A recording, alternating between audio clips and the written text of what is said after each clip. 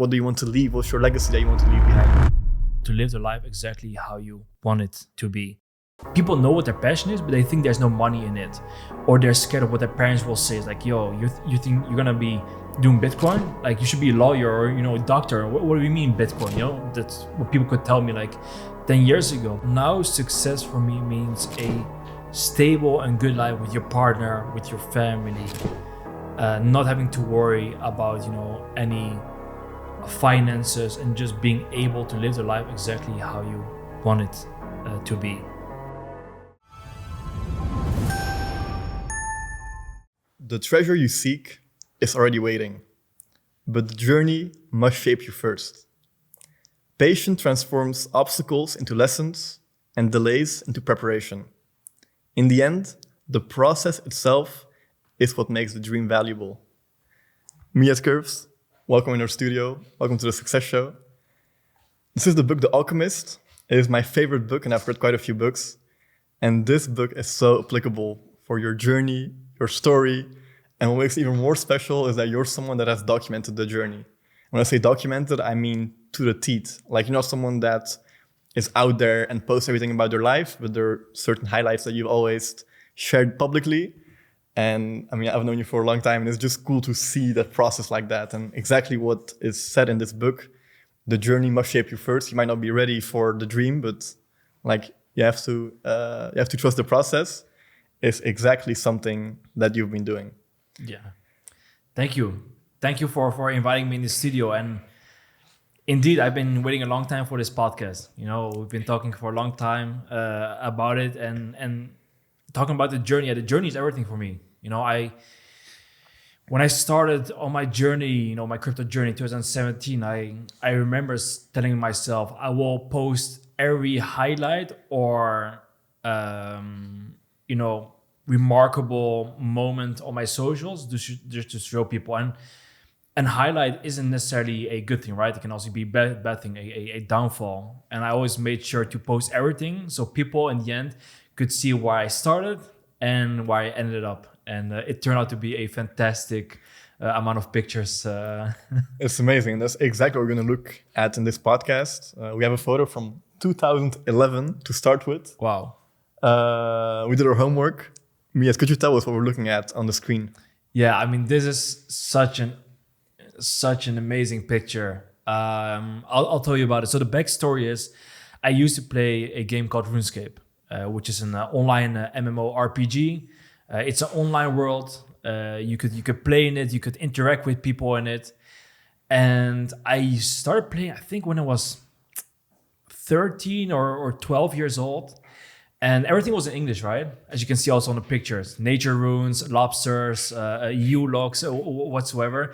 So my English, started to be, quite good for that period of time and my age, just because of this game.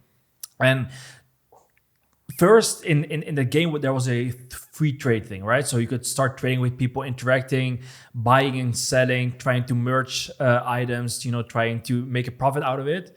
And at some point, the game introduced a Grand Exchange. A Grand Exchange is an online marketplace in that game where you could buy and sell items, but also leave items in, put your profit market in, etc.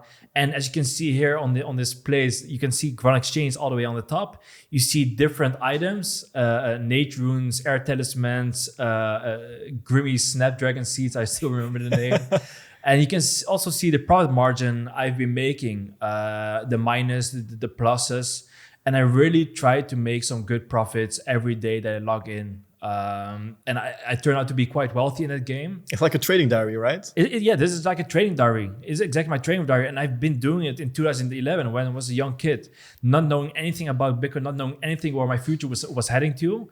But this was just, my thing. And I was so addicted to it, to making money, making those good trades, being in those chats where people, would share these trades, looking at the news, what, for example, we're heading into the summer. So that means a lot of people are playing. So that means a lot of more buys will be getting instead of selling.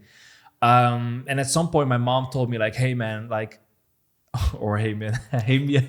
I know you're a young kid, you know, but I think it's you have to start making real money, right? Like tangible money on your bank account. Because you were playing hours and hours, right? I've been playing hours. People that listen to this podcast will know, but there was a summer, I think it was 2011 or 2012. My friend went on holiday and he came back after summer. I was like maxed out. My account was maxed out, and I needed to play quite a lot of hours to be maxed out. So that was my thing. And at 13 years old, my mom told me like, "Hey, get a real job." So I was getting a real job. I worked at Albert Heijn at 13 years old, which is quite young. I started making, I think, 500, 600 euros per month, which was quite a good amount of money. You were grinding away as well there with the €3 per hour salary. Exactly. I was financially free, right? I didn't need to ask my mom or dad, to buy me candy or to buy video games. I could buy it myself, which was an amazing feeling. And that was the moment where I put my games aside and just start focusing on gaining real money. And then indeed, fast forward to 2017, when I was introduced to the Bitcoin, I saw, these exchanges, these places where you could buy and sell cryptocurrencies. And it looked exactly like I did back in the day with RuneScape. And it was like, whoa. So I now can finally, do the thing I did back in the day with, gaming, but now I can earn real money with it. So it seems like I was born to be in this sector. You were just playing the demo version before with like fake, like it's like now, on exchanges, you have the function where you can trade with fake money, right? Just to see how you're doing. It's what you were doing back then. In a different way, but like you were already making those hours, understanding the market, understanding how events outside of the market, like news, for example, or political election, can have influence. It's so funny how back then you already had that knowledge. And it's funny because like what you're saying now, if I think back at my youth, when I was like 8, 9, I was grinding away on Minecraft. I loved to like build houses. I would be doing like building battles with friends where we had like a certain amount of time and you had to build something and then people had to like guess what it was. And then I ended up studying architecture. It was like it's the same thing to a point where I got so good in building in Minecraft where at some point in the first year of architecture, we had to like build like a sketch of a house. And we did not learn like 3D design, or we did not learn anything in that aspect yet. So I built it in Minecraft. I was like, this is what I'm gonna make. Like this is the materials. And it was perfect because like it was like a very quick way to like draw a sketch of a house. And that's the metaphor for like going from Minecraft to architecture. But for you, it was going from like trading like in-game attributes to like trading real money. Yeah. And it's funny how those things can really like have such a big impact because back then we're not thinking about that, right? For sure. And you know what's also a funny thing? So the Grand Exchange was a online marketplace in that game where you could buy and sell, but you didn't interact with the clients directly, right? Okay. But before that, it was the OG RuneScape. There was no Grand Exchange, so you needed to interact with the people. So there were these worlds, World 1 and 2. There were these specific places in these worlds where you could buy and sell different items. And I really needed to, convince these people like, hey man, I need you to buy this item, for this amount of money, So, and there was also these codes, like it was like blue ... wave ... I'm selling, lobsters. You see like the text, waving like blue wave. So you're trying to be, as active as possible, as responsive as possible to sell these items. Marketing as well, right? With the blue colors and everything. Exactly. Marketing, convincing people, thinking of their needs, what they need. And again, this is 2011. I was playing already years before that. I was still a young kid, 10, 11, 12 years old. And being at that age, having that experience in selling, marketing, merching, even though I didn't realize at that point how valuable it would be, it turned out to be that it was my fundament to where I am right now. It's amazing. And then we go further to the next image where you go from wearing a blue outfit to having a Range Rover with some blue details on there. I think this is exactly what the book The Alchemist talks about, where it says, like, it's about the journey, and you may not be ready for the dream yet, and that's why you have to like put the hours in, put the work in, and whatever you're gonna do, if you keep on believing, keep on going, which is the whole purpose of this book, like you will like find what is meant for you, the treasure in this case. In your case, it's like big crypto gains. But it's so cool that back then, just already starting at the age of 13 working at Albert Heijn, it's not something that everyone does, right? Like back then, you already understood money, that if you put a certain amount of hours in, then someone will decide that you are worth that amount for them. Yeah. How was it like at that age, like the starting point of that?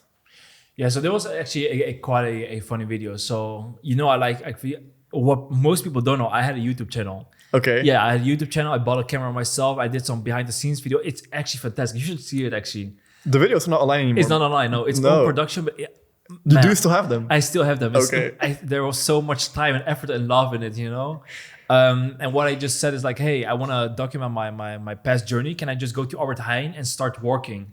So I was just working for a day, and it was actually way after I worked at Albert Heijn. Of course, you see me with Valentino's. But there was a fantastic day. But indeed, working at Albert Heijn was so valuable for me. And I went to school. I did finance school. But I also learned in school that you have 3 hours, right? And I didn't have enough hours at Albert Heijn. So you know what I said? Like, hey, I'll just get a second job. So I started working as a dishwasher in a restaurant near where I used to live, Zeestraat. It's middle of the center. And that turned out to be also a very valuable thing. Maybe I can talk about it later on. And on the right is Jaron. Jaron was a guy, and it turned out to be a very good friend that I was in my school. And I actually have a screenshot of him where we started in crypto together in 2017. And he said to me like, hey, Meyade, you're probably going to be 25. You're going to probably be a millionaire at 25. And man, back then I had no money, but he knew. And we were on this journey together. I always think it's very ego of yourself. If you have valuable information for yourself that other people can, benefit from it, you always have to share. So when I started in crypto, I shared with everyone about Bitcoin, what I was doing. Because I thought to myself, wow, this is my golden ticket, but it would be so ego of myself to keep it for myself. So I shared it with everyone. And I made sure that no one afterward could come to me and say like, hey, but you never shared it with me. I shared it with everyone. And then it's up to the person if he or she wanted to follow me or not. And Jaron followed me and he did a fantastic job with his gains and then helped me so much on this journey. And stayed by me, this whole time. Yeah. I mean, just like for myself as well. We got to know each other quite a long time ago. Back then I was already starting with Bybit Media. We were doing video productions, photo shoots, this and that. And you guys started doing events. And I remember back then I was like, hey, Meyade, like I see you're doing all these things. And would it be possible to just have one-on-one with you to just talk about this? Because I was still doing architecture back then. I wasn't making any money, but like I knew that I wanted to build something big for myself. But I also knew that it is so important to start young. The one thing that I have on my side is age, and you have that as well. Like we have a lot of time, hopefully, to build something. And like the result, and that's what I learned in your masterclass of like just time. Like if you do something for a long time, and that is building your business, but also just compound interest on a certain amount that you invest every single month, which is such a key takeaway that I got from that masterclass. And it wasn't even about Bitcoin. You were just like if you're making money, like put aside 100 euros, 200 euros. This was like 3 years ago. Like I've been doing that for all that time, and it's amazing. Like it actually works. But it's something you won't see direct gains on that. No. It's not like a crypto coin that goes like to the moon. But it is a very good way, especially for a young student that doesn't really have the time or the interest to like look into that of building something for yourself. And I think that's something that is so important because financial freedom, like it's the goal I think most people have. Like if you start young with it, like you'll really be able to do something with that. And it's so cool that you put other people around you, not just me, but a lot of people in a position, even master classes, this and that. But I can imagine a lot of people are also skeptical about that. Like, what is this young guy going to tell me about how I have to structure my money and my income? Yeah. What is it like when you give all these masterclass? Because I'm sure you've had so many people, skeptical people that are very enthusiastic. What is that like? Because you still do it nowadays. I think you have one even today. Yeah. So let's be honest. I wasn't a genius kid. In school in terms of economics and math or whatsoever. I don't even know if I ever had a lesson about investments in my school. But that's a different topic. When I started in Bitcoin in 2017, I knew it was valuable. And the reason why I knew it was valuable because I understood how the internet worked, right? I understood there was a decentralized way of sending information from me to you, right? Without interfering from any central party on paper. But the money transfer still goes through all these, these central parties, right? The banks, the other money transfer parties. And Bitcoin would be just a second layer on the internet, having a decentralized way of transferring money.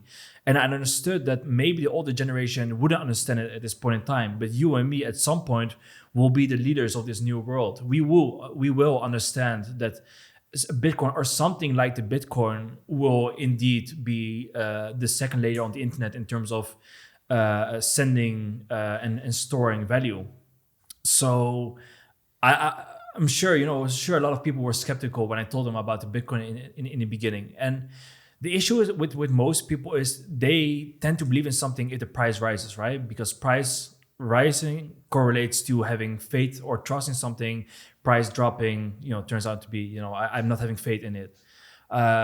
Which I also understood, very quickly. But when I started, there was only a rise in price, which, turned out to be good for myself and all these other people. But indeed, I did a lot of one-on-ones with people. I told them like, hey, I'll even pay you for your lunch. I'll pay you for your coffee. Doesn't matter. I just want to tell you about this new thing called Bitcoin. Did a lot of one-on-ones. Turned out, I met some fantastic people. Even had the CEO of IKEA at my table. He was texting me. I still have those LinkedIn messages like, "Hey, I see you're doing something with Bitcoin. I will learn about it. Would you be able to to provide me some education about it?" And he was in my house because I did those ones in my house. And he said to me like, "Hey," I told him like, "Hey, when I was younger, me and my sister, played hide and seek in your store right now. And right now you're in front of me, I'm teaching you how to invest your money into crypto, funny how things go in life." And it was such an amazing experience, such an amazing guy too. So along the way, I learned so many great people, learned so much from them. And it wasn't about the money, right? I was charging a very small amount of, money for the value I gave them, for the time that I gave them. But compounding interest or compounding doesn't only go with value, right? I learned it from a fantastic guy called Naval Ravikant, has fantastic books. Great. Yeah. And he said compounding is also in terms of relationships, right? If you have a long relationship with someone, it can be friends, it can be relations whatsoever. That's also compounding because we're building up this together. We're building this trust together. It can be in so many different ways than not just value. So I understood that if I help these people right now with Bitcoin, and I do believe that Bitcoin will go where it will go, that at some point I can knock on the door and ask them for a favor, or maybe they can help me along the way. And that's much more valuable than the 200 or 300 euro I was charging for those 2-3 hours that I was sitting with them. It's cool. And I think also something that is so special about your journey is the amount of people that you have met. Just for context, like we are the media company that kind of follows Meyade around and the company he works at. So I've seen a lot of his interactions. And when he walks into a space where he gives a mastermind, or if there is like a big event with like KOLs or anything like crypto related, not even crypto related, like at this point, like everyone that's kind of like busy with financials, etc., they know your name. The amount of people just because you've been like documenting this journey for so long and you've been helping and you've been providing free value for so long is great. Yep. And that puts you in a position. I mean, it's a standard saying, but network is networked. Like to a certain extent, it is true. The amount of people and the people that in certain markets or like different like walks of life, it's so valuable to have that network. And I think that's something you've been building alongside of your portfolio, like that you have. Also, like on that aspect, it's so cool to see how you've been doing that, and it's a big inspiration as well. Thank you. And I think one of the things that was really valuable for me is if people want to be financial free or want to make more money, they always tend to think like, I need to invest more. I need to be riskier in my investments to get that big, 100x whatsoever. But I learned pretty quickly that it's also a lot of it, 90% of it is you being more valuable. So I understood like I cannot just invest, but career-wise stay on the same level. Working back in the day at the NS at the railway station, I couldn't, stay there. I needed to level up also for myself as career-wise. So I understood that all those people that I was been helping along the journey, those people will at some point play a key role in bringing me to the next level. Because most of the time, it's not only about your knowledge, about your papers. It's also about goodwill. Me wanting you to be there, the energy you're transcending to those people, and having shown that I have this goodwill to help other people was also the other way around. They showed me that if you're capable of, I'm willing to bring you to the next level, which was a stepping stone for me, and now that's so valuable for me. Even if my investments would go into a bear market or would be down, would go down, it doesn't really matter for me in the short term, because me as a person am much more valuable than I was, 10 years ago in terms of, financial. And that's also something that you told me back then, because I asked you, I was like, Meyade, I want to invest this money, but at the same time, I'm also building my business. And you told me, Younes, like Bitcoin is cool and investments is cool and buying this ASML stock is also nice. But what's even more important is investing in yourself. So you said, like, keep that as the main thing still, because that's something that will always be valuable. If now, for some reason, this building ends up in fire and there's nothing anymore, like, give me a year and we'll build something back up again, just with the knowledge that I've had. And I think that's something you've been doing as well. You've been doing also a lot of like personal development yourself, being with all these different people, going to all these different places, traveling, and just working day and night. Because people, like, they see the nice car and they see the nice watch and they see like that but all the work, like all the long hours, the amount of hours that you spend trading, working, developing your skill sets. I mean, we actually have a next image with, this is a funny one. It says, when are you guys going to wake up at a point where Bitcoin was at 5,000 euros? What was this time like in your life? Because this is when you just started investing in Bitcoin, or we started before that? No, so there was a tough time, actually. It was one of the tougher times in my life. So I started in 2017. I bought my first Bitcoin, I think at 1,800 euros or dollars, which again, looking back at it, was quite cheap. But at that time, it was still almost a salary for me, a month's salary. So it was quite expensive, but I believed in it. So I just started buying Bitcoin every month. The OG story is, I turned out to be a millionaire, within 8 months, and lost it all in the next bear market. And this was actually at the bottom of the bear market, 2019. 2019 was a bear market. I went from, I think, 1.4, 1.5 million to 100K, 150K, which is, again, is still a big amount of money, but it's nowhere near where it was, right? I understood it. So I sold my car. I went back on the bicycle, which is also quite a big step, for most people having, if you have that ego or that, that thing on social media. I didn't have it. I didn't care. I worked back at the NS as a customer service agent. Those pictures are also still there, which is a really nice picture to be in, right? And it was mentally, it was really hard, right? Because you are a millionaire. Right, you knew if you made the right decisions, you could be done for life. Maybe not done for life, but you could be, you're good. You're good. And then you screw it up. You have to work again at the NS railway station.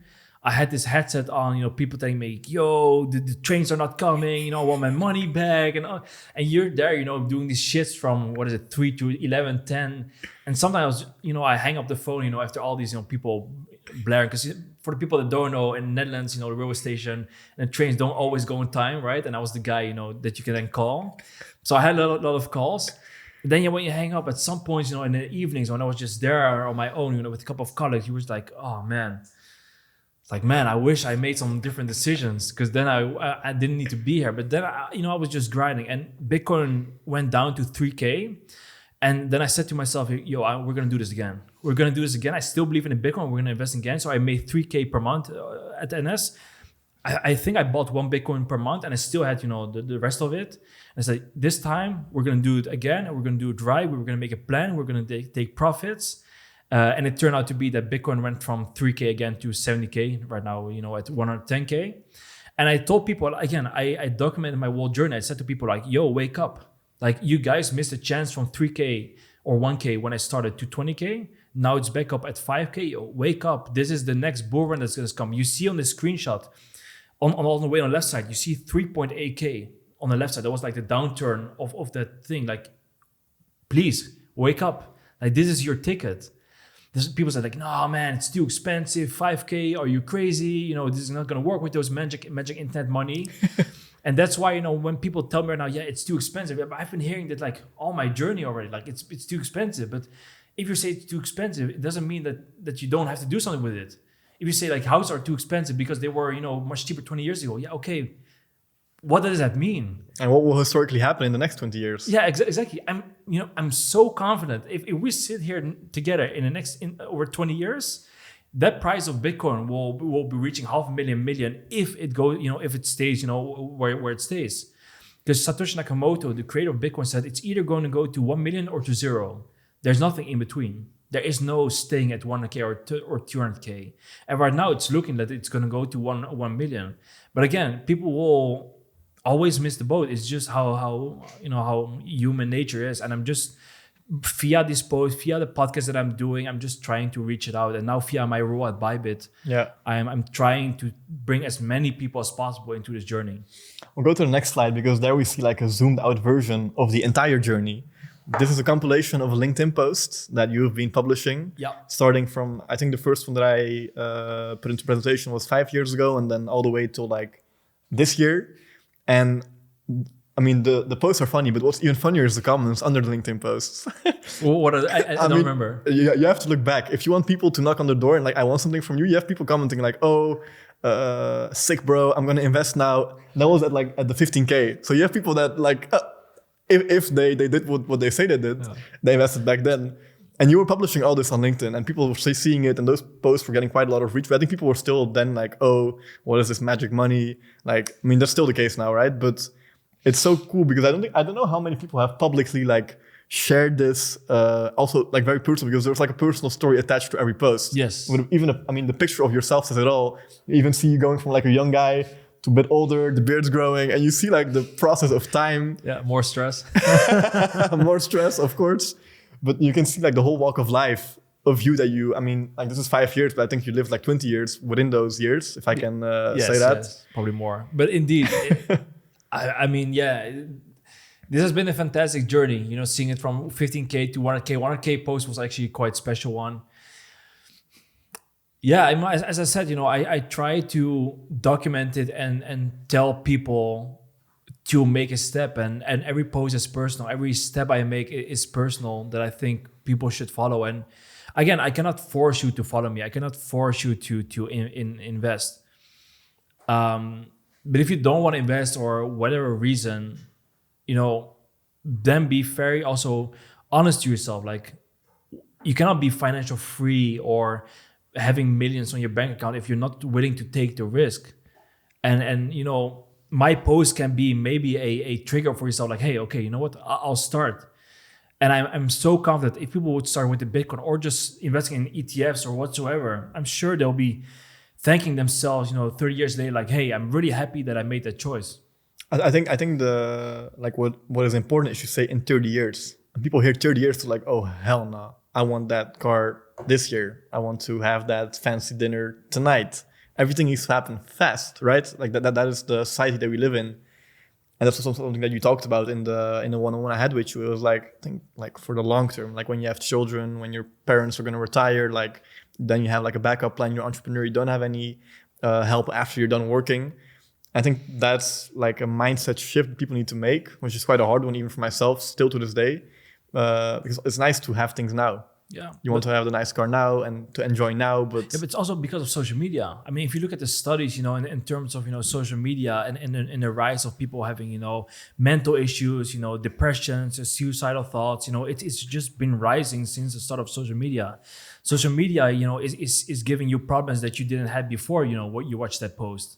And I think, you know, that's where we're going. People want to be rich, but they want to have it right now and not in 30 years. Now they're still young. Now they have this ego. They can impress the girls or the boys or whatsoever. This is the moment. And if you tell them in 30 years, like, yeah, bro, but I don't give a F about 30 years. I need it right now, which people are willing to take much more riskier decisions to have that amount of money. But how many people do you actually know that, you know, make that 100x and is done for life? Yeah, not a lot of people. And the people that I know are always the insiders, the people that know the information before the rest of the the rest of the world knows it. So it's really hard. And long term, in the end, you know, time flies. I understood it very, you know, recent. Time flies, and there will be a time where I won't be here. There will be a time where I need to pass on, you know, what I made to my children. And I think that one of the hardest things you can do for your children is not give them any financial benefits or not any financial advantage. It's really hard for a kid these days to grow up not having any support financially from their parents, because everything gets more expensive. Your salary goes down, in terms of inflation and purchasing power. And the only way to save up or to secure yourself is by investing. But if your parents cannot give you any money, from what they earned or what they got or whatever house they got, you have to start building, all the way from scratch. And you have people around you that do, get these, advantages from their parents, and they'll be, 10, 20 steps ahead of you. So I really think it's not only responsibility for yourself to invest, but also for your future generations, that you build something up for them. You have to think at some point in your life, you have to think bigger than just yourself and the luxury you want to buy. It's you're building something for generations. And that's what I want to do. It's interesting because you talked about the ticket as well, the golden ticket. I mean, back then you said it was Bitcoin. I don't know if you still are very strong on that, or you say you should diversify a bit more. The audience that listens to this podcast mostly is 18 to 24 years old. If now I ask you, Meyade, of course you're giving me the one-on-one, but if you have 10 minutes to give us a crash course on, you're 18, you just got done with your high school, maybe now you're going to start a career because you want to be a barber and you're making X amount of money per month, like you're working. Let's say that you're in a situation where you are working because that is important. Sure. You're making some money.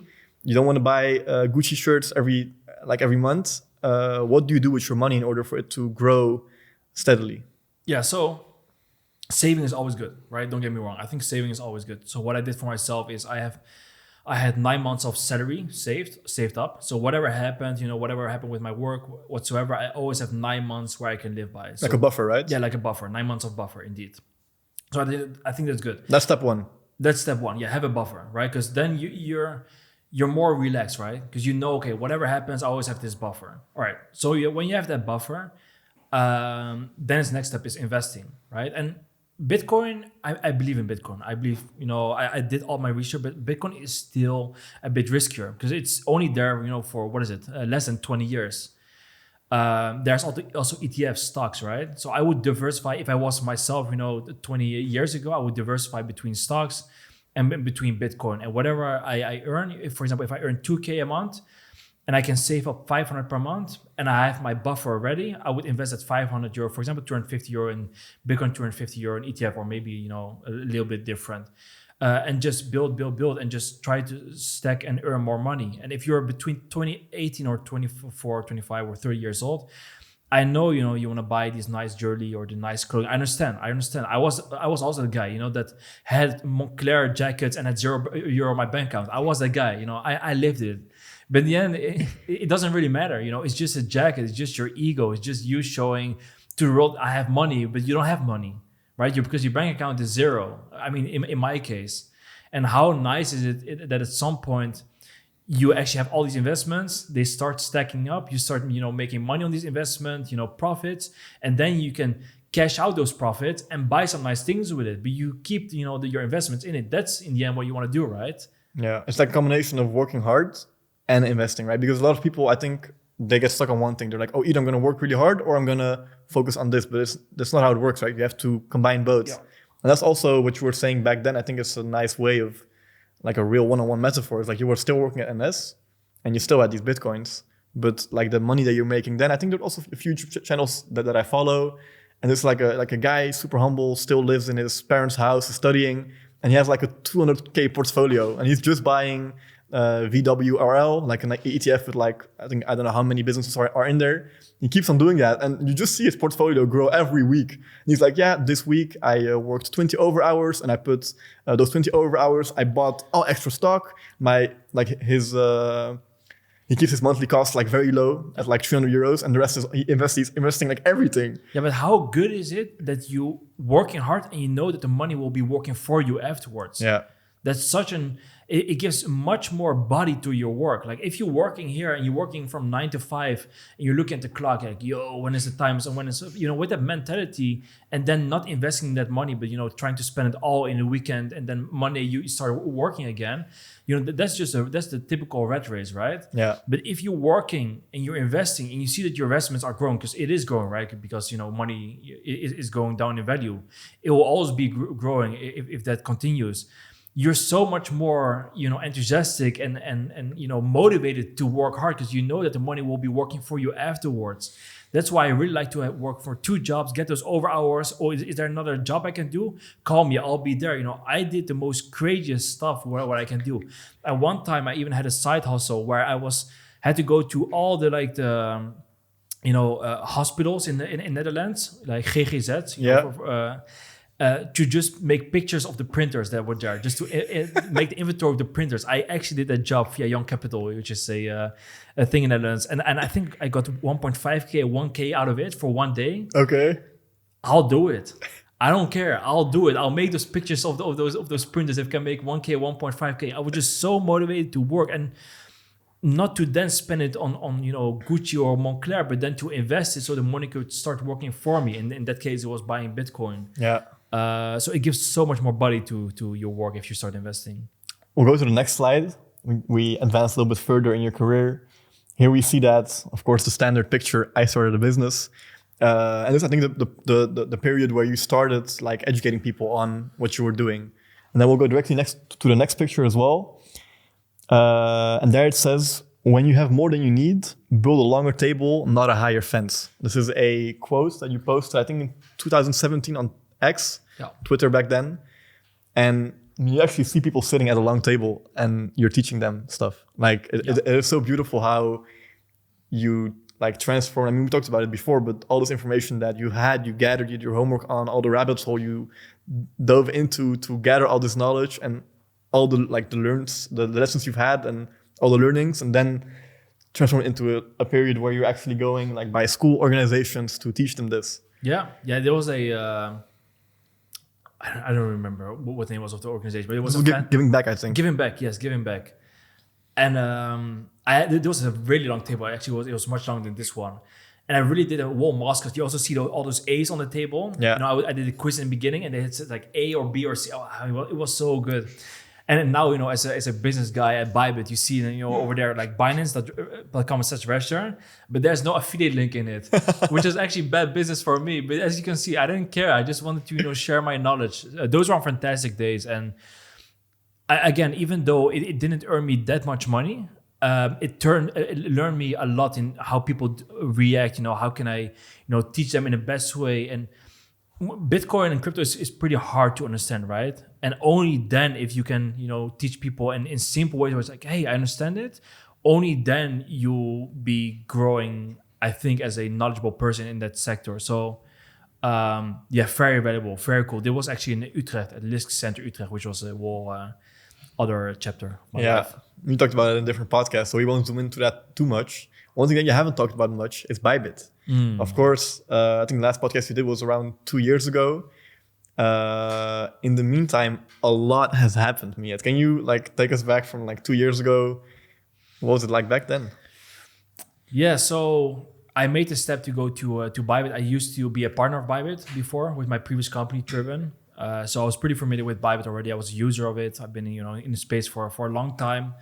And I started working 2 years ago at Bybit. My partner from my previous company, Triven, passed away, unfortunately, due to a heart attack. And I had an account manager called Joseph Park.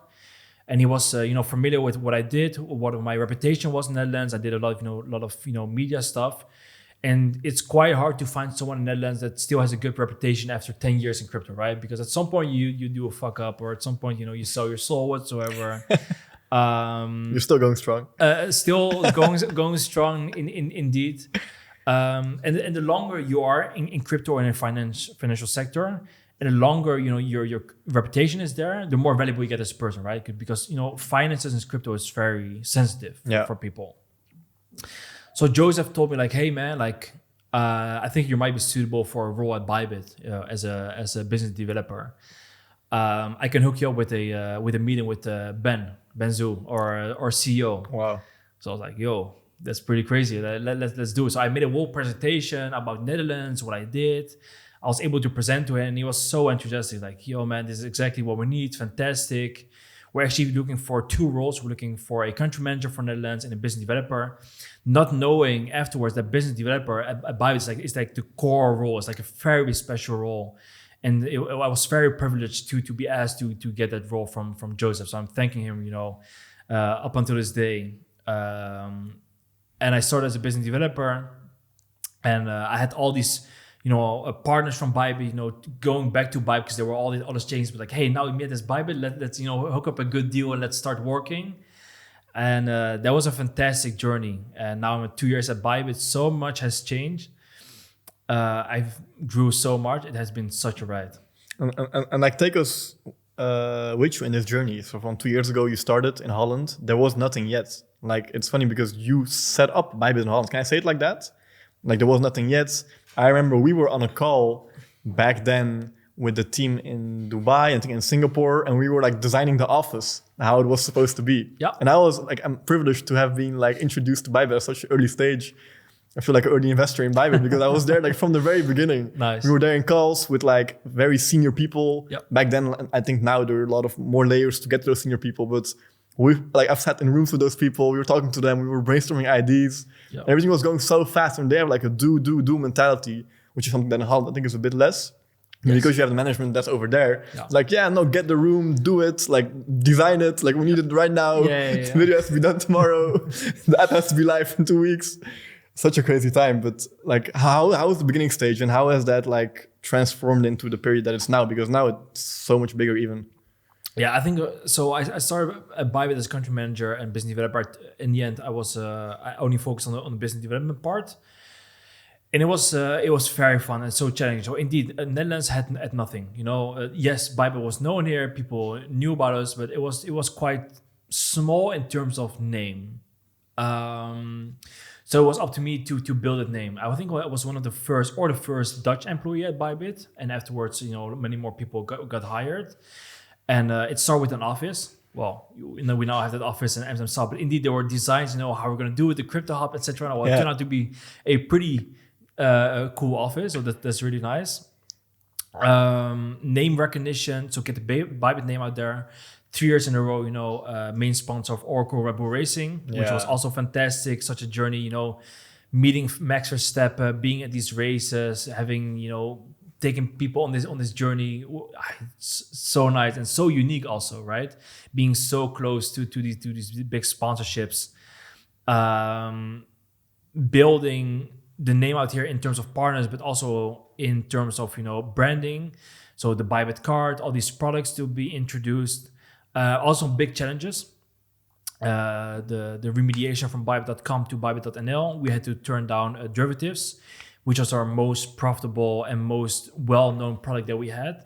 And it was like, a funny anecdote. It's like having Ben and Jerry without Jerry, right? Because he just left, Bybit and derivatives was, going hand in hand. And Bybit without derivatives, it was like the USP that you guys had back then, right? Yeah, it was a USP. So if you have a platform called Bybit that now only offers spot without derivatives, but your main focus was always derivatives, how you then position yourself as the main spot exchange, where other exchanges in Netherlands did a fantastic job in being that spot exchange, and now you have to compete with them because you cannot offer this product anymore. So we had the Bybit card, right, which turned out to be a very successful product, and how we got the people in. But again, it was very challenging. And now we went from Bybit NL to Bybit EU. It was again a remediation, again quite challenging. And along the way, I had the privilege to build together with our CEO, COO, now also CEO Helen. You've met her too. New country managers, new business developers to build on this Bybit NL and Bybit EU. And now responsible for the sales in Bybit Europe wide, which is again a fantastic promotion. And again, Bybit has given me so much. I learned so much. And if you work at Bybit, you have to be all in. You need to be all in. Like you said, it has to be now. It has to be tomorrow. There is no, it's 5 o'clock, I'm going to go back home. The Bybit, they're not hiring people that are looking at the clock. It's like, okay, my time's over. They're hiring people that are all in for Bybit. Because otherwise, you're just not going to make it at such companies. The pace is so high. Competition is so high. The Bitcoin changes every day. The regulation changes every day. Everything changes every day. You have to be all in such a job in order to succeed. What does your day-to-day look like? Because you have all this responsibility now across all Europe. Like, is it calls mostly? Are you like working on different projects? Like, what are you doing for people that are interested in your position? Yeah, so I used to do masterclasses. I used to do masterclasses. I used to do workshops. I quit with those. I do, some, for big groups because I just have the time for it. I wake up in the morning. Most of my team works in Singapore, so they're already 6 hours ahead. So I have quite a full inbox when I wake up. I think I wake up at 7:30. Check out, what the team has been sending from Singapore, getting into these calls. Then I, most of the time, have 200-300 open messages on Telegram from all these communities, all these partners, that are asking questions, want things, new promotions. Then in the afternoon, I start building. For example, we're building Bybit Europe, but Bybit Netherlands wants to have something, for example, with the Bybit card. Bybit Belgium wants something else. The users want something else. In Poland, they have different needs. And on the other side, I still have global partners. So for example, I have people from Asia, people from the Middle East, and they have then also different needs. So for all these needs, you have different things. For example, I'm going to give you an example. In Bybit Netherlands, we really like, we go to a Bybit to trade. We really like trading because we're quite wealthy, right? If you look at GDP. Yeah. So we can trade, we can make these losses and trade back again and deposit more money. But for example, if you're in India, the reason why you go to Bybit or into crypto is you want to get these airdrops. You want to get these bonuses, these times hundreds, right? Because a 50 to 200 or 500 euros or the dollars can be month changing for you. It can really make a benefit for you. Where in Netherlands, if you give people 50 euros to do something, it's like, I'm not even going to do it. I'm not going to bother it. So every country has different needs, and you need those local teams in order to, know those needs. So I'm talking to these local teams, see how I can support them on the sales side. And then I tend to work until 9 or 10 in the evening, which is quite a long day. And then my day is gone. I play Fortnite. Yeah. How do you want your life to look like in the coming 10 years? Because now you're building, you've been like writing this also in all the stories you're posting, you've been building Bybit, participating to the build of this amazing platform that, by the way, has handled like certain incidents so well. I was so surprised to see how, different incidents happened and the team was so hands-on. Like it truly is a great platform. What is it for you that you're striving towards? Like, what do you want to achieve with that? And how do you see yourself developing in the next 10 years, personally and on the business side? It's a very good question. Where do I want to go, right? And what do I do it for now? Every year I want to grow, and that needs to be in terms of responsibilities and financially. That has been going on year in, year out, so that's good. Beyond that side, I'm still thinking of my next step. So I know where I want to go, right? I want to have a higher role, and at some point probably start my own institution or my own fund, right? Because if you have 15 or 20 years in the crypto world, and the crypto world will go where we think we'll go, and you have a solid reputation, Bybit, own fund, with Triven, with my past company, I think that's a very solid foundation to start something for yourself. So that's where I want to go in probably 15 or 20 years, my own fund. So I'm just seeing in the meantime, what kind of knowledge or capabilities or skill sets or networks do I need to have in order to go that route? And I'm unsure if that's going to be in the Netherlands. I'm sure if this country will bring me to that level, or that I will have to go abroad. And then there are two choices that I can make, or I can go to the US, or I can go to the Middle East, right? The Dubai, United Emirates. I don't know where I want to take. It's two different routes. But even the fact that you go from like a RuneScape diary in 2011 to now being at you're not there yet, but being at a crossroad where you can kind of like design your life the way you want to. Like, that's been the dream forever. And I think you also posted a caption not too long ago in your story where it said, you already achieved goals that said that will make you happy. Yeah. Like, that is so true. Like, but because we're always chasing, we always want the next thing. You also mentioned when I showed you the story, you were like, yeah, it's also 20 years of stress in those 5 years. Is that not something that you also take into account? Because till this day, like, you're always on. Like, if there's a message that comes, you have to reply pretty fast because all these things are going so quickly. How do you see that? Because I think the older you get, the more rest you want. Some point you might want to have children. Have you thought about that? Yeah. I think that's one of the biggest challenges I have: the personal versus business life. Especially, I'm married, fantastic wife, but she has to cope with the fact that I'm not home often, and when I'm home, I work a lot. I'm there, but I'm also not there. If you see what I mean. Yeah. And again, it's all for the bigger picture, right? But in the end, if you had these things in life, like where my partner passed away, from one moment to the other, or other, big challenges in your life, you always have to think of, how I'm going to enjoy right now, or how I'm going to live my life right now. And again, we're living a fantastic life. We can go where we want. We go to fantastic places. We don't have to think about money on any occasion. But what are you doing it for, right?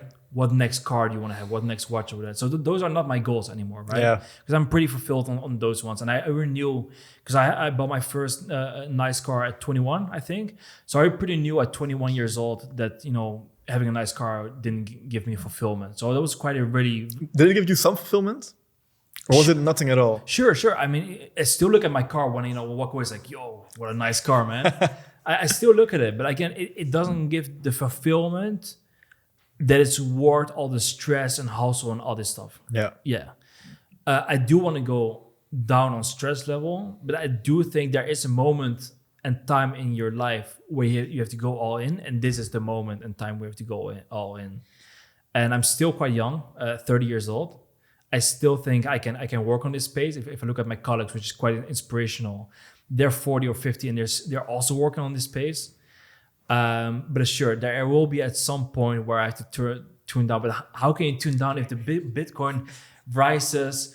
Bybit, is on the biggest board, right? To going to 80 million users. Europe is here. Like, this is not the moment where you chill down and relax. There are people that are telling me like, yo, man, you should be chilling down. And you've been in crypto for so long. But again, it's not only about money. It's also about you're building this legacy. You're building this business. You're on a frontier of this financial change in the world. There's so many big changes happening in the world, and you're, right in front of it. If I continue this path and I look at myself, 20 years from now on this podcast, and I think where everything's going, and I'm still healthy and everything and all, I'll be just there with all the changes that are happening in the world. I really believe that. And I do hope that everything that I give right now, all the financial benefits that I have, that I can pass down to my wife and to the next generation, and that I will be able to teach them these valuable lessons about investing and about building a business, and that they will continue on with this one. That I'm like the start of this generational wealth. It's cool. I think you've inspired a lot of people by publicly sharing all these things and just saying this. I'm like, yeah, I want that for my family as well. It's really you have this passion and this energy when you're talking about these things. And I think that's also what it's about, right? It's like you found something, you found a niche. I think you would have been successful in a lot of niches if you would have gone into a trading company where you can trade with so much leverage, and you would have also been successful. It's not that you found this thing and you happened to be very good at it. Your work ethic is through the roof. So whatever you will push your mind to, you'll become successful at it. Yeah. And sorry, I have to interrupt you there, because I used to trade, right? And I was a good trader. But I have to say, teaching people or telling you why you need this, or just telling you about it, that's really where my passion is. I really, really like what I'm doing. I really like, I just really like what I'm doing. And I'm not a guy you should be putting in front of the PC and just, start trading whatsoever. I can do it. I'm good at it. I've shown to be good at it, but it's not where my passion is. And I really believe that if you follow your passion, if you follow your dreams, that is, at this day and age, especially with AI and the interruption of AI, into different sectors and jobs in the future. If you really follow your dreams, how corny it sounds, that can really you settle you for life and for your passion. But young people hear this and they hear this, follow your dreams. They hear it very often on all the success related podcasts, and they're like, but I don't know what my dreams are. What would you tell those people? You might not. I mean, most people know what their dreams are, right? It's being financial freedom, Yes. Putting your parents, in. We know, right? We just don't know how to get there. That's what I meant. but most of the time they don't know what their passion is. So what I see is people know what their passion is, but they think there's no money in it, or they're scared of what their parents will say. It's like, yo, you think you're gonna be doing Bitcoin? Like you should be a lawyer or a doctor. What do you mean Bitcoin? That's what people could tell me like 10 years ago. But again, for example, I'm just gonna give my example. I was a trader. I really loved it back in RuneScape, and this was my passion. I loved it.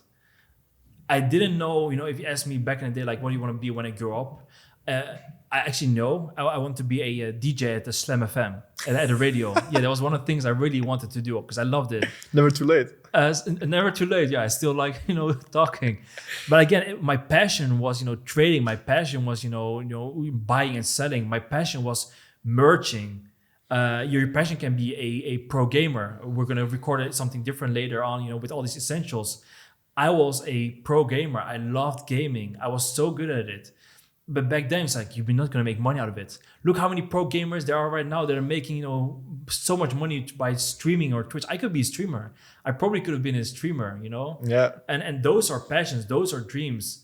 And a lot of people will downplay you thinking like there's no money in it. But yes, there is money in it if you're passionate enough. Because if you're passionate enough and you're doing the things that you love, you will always outwork and outpace all the people that are doing the same but are not doing it with passion.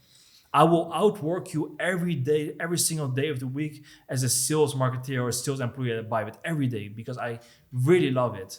And there might be other people being hired or other people from other competitors. I see the competition, but they're not doing it as lovable, as passionate as I am. And that's why, I'm never scared of my position of where I'm going because I just know I will outwork you and outpace you every day of the week. And I think that confidence that you have in your ability and, of course, all the years of experience that you have, where you put your head down and you worked, that is your biggest advantage. Or also just the way you're talking about it now. I'm like, yeah, it makes sense. This guy's been doing this since like 10 years. More even. Like if we're talking about sure. Since RuneScape times, I'm counting those years as well. Like it's just inevitable. But and 10 years straight. Yeah. I didn't go to the left. I didn't go to the right. I followed on that same path. People start this, and then next month you say like, "Are you still doing it?" No, I'm doing something different now. Right now, they're hopping. I've been doing it constantly for 10 years or over 10 years.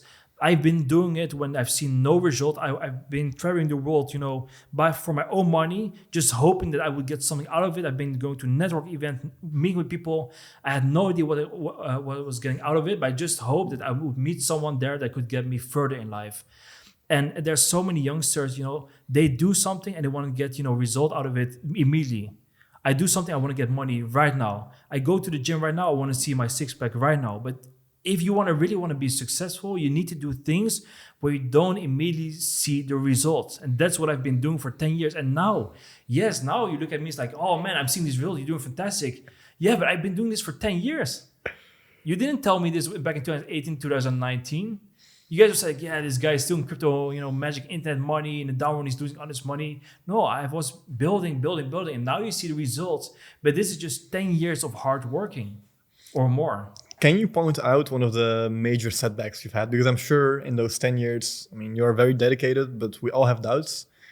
A market crash, something that happened in your personal life, something that was like, oh, I've been doing this for so long. I've dedicated my life to this almost at this point. Was there a moment where you're like, is this really what I want to do? Or should I maybe transition to something else?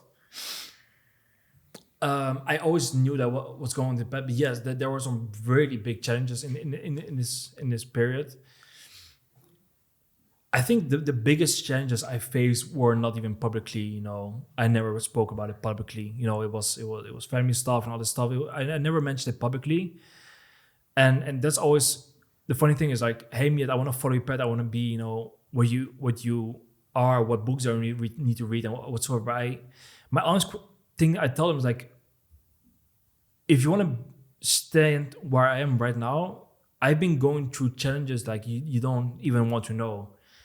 Where it's mentally really hard to have these challenges, having all these attacks from all different sides, and still be there on the job on Monday and put them aside and just do the work. That's I think the hardest. And people that are mentally strong, it doesn't mean that they don't have challenges or they don't face any critics or they don't have the bad days, but they just know how to face them and how to overcome them.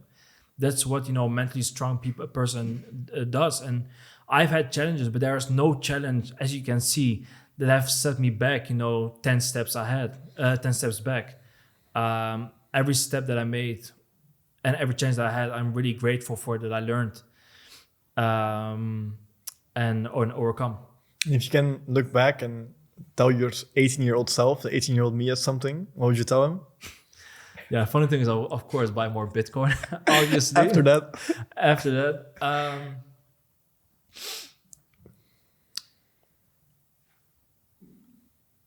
take more risk, which is quite funny, right? Because you wouldn't think that that's advice I would give to myself. Yeah, because I feel like you've been taking a lot of risks still, right? I mean, just for a regular person looking at you working in the field you work, Yeah, like it doesn't get riskier than that Yeah. for most regular people that are working a 9 to 5. No, there are some moments in my life, for example, the Triven period.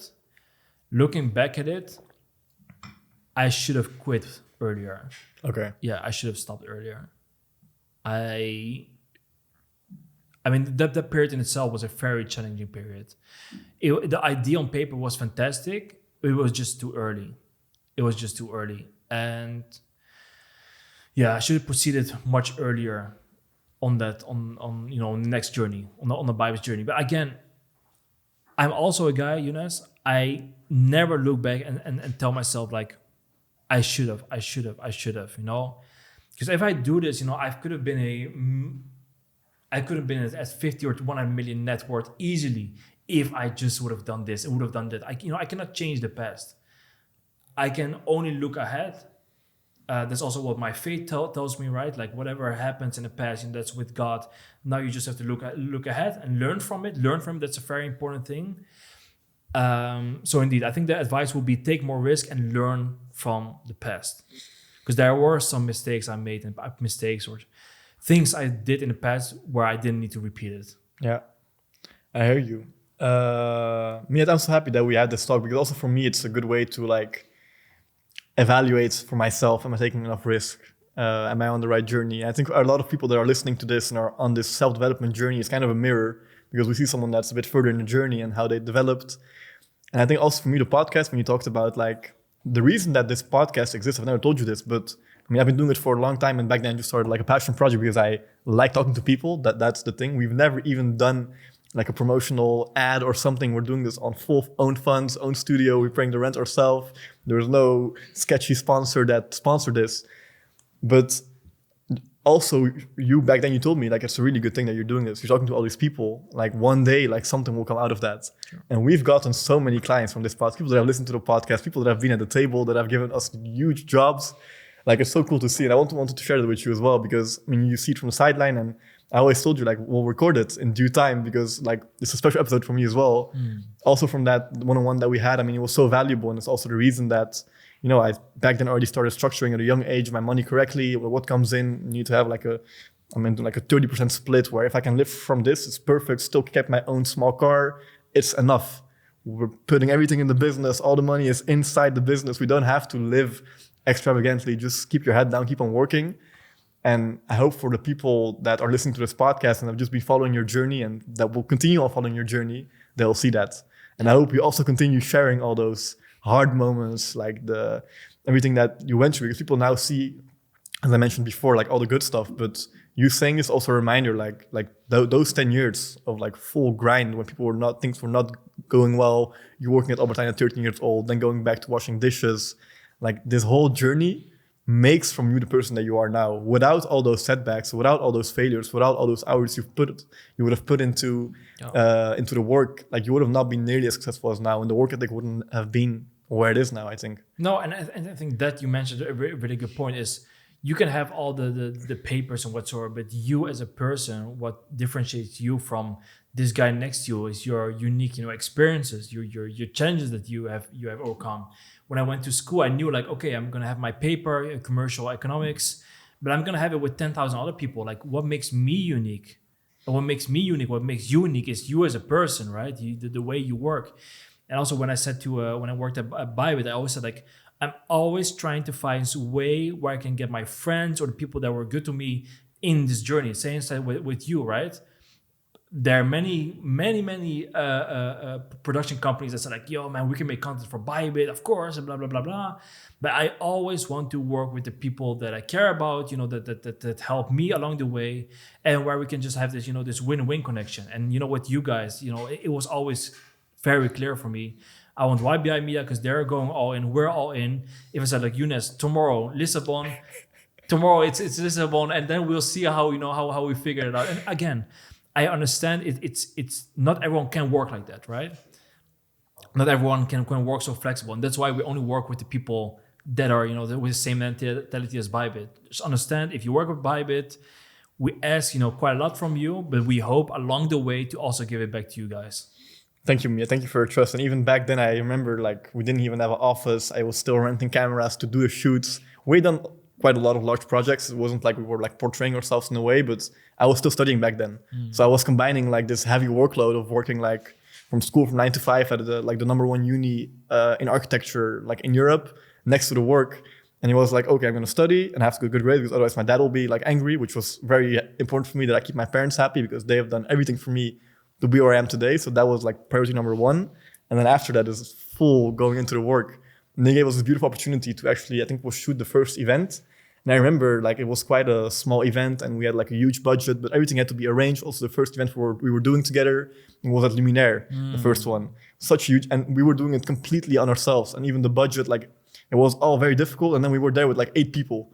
We had like photography, drone pilots, after movie, short form content. We had everything, and the content that came out of that day, till this day, I think that after movie was played in like all the Bybit offices, and it was such a proud moment for me that we made something that like was played everywhere in the world, and they were so happy with the video.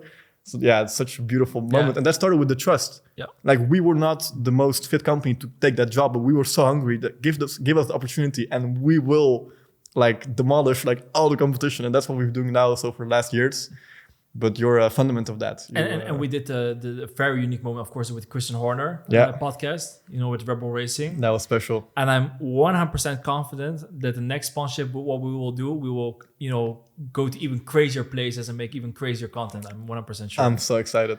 Yeah. There's so much cool stuff coming, and just looking ahead, like, you've came so far. Mia, there's one question that we asked to our guests in the Success Show. Is what does success mean to you now, but also in a lot of years? Like, what do you want to leave? What's your legacy that you want to leave behind?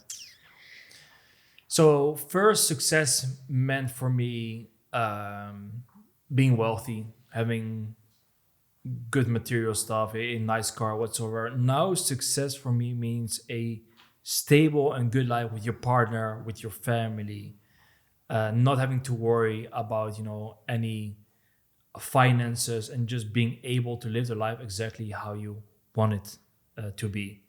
That's for me success. I don't have kids yet. I'm sure I'll have kids at someday. Inshallah. And I have a fantastic wife, which again I cannot give her any she needs all the credits, also where I'm right now. She's been such an amazing partner, supporting me in this whole way, and being able to have a good family, good finances, do whatever you want to do, go wherever you want to go, and being on this roller coaster journey is what success means for me. It's just really enjoying life because it's so short. Mia, thank you for your time. Thank you for the inspiration, not just for the podcast, but also for me personally. It's a nice boost again of, okay, you're on the good path. We just have to continue going, because we've had so many setbacks as well with the business that I don't like to publicly talk about, but there's so much things happening behind the scenes, and you're like, oh shit, once again this happens, or again this client doesn't come through, whatever. Those things always continue on happening. Sure. But just every day putting your head down will still always be the answer. Yes. That's what I hear every day. That's what I have to remind myself every day. But thank you. Thank you for your time. Thank you for sharing your experiences in this podcast, but also publicly. Keep on doing it. And hopefully we'll inspire the next generation even more. Keep building is what I say.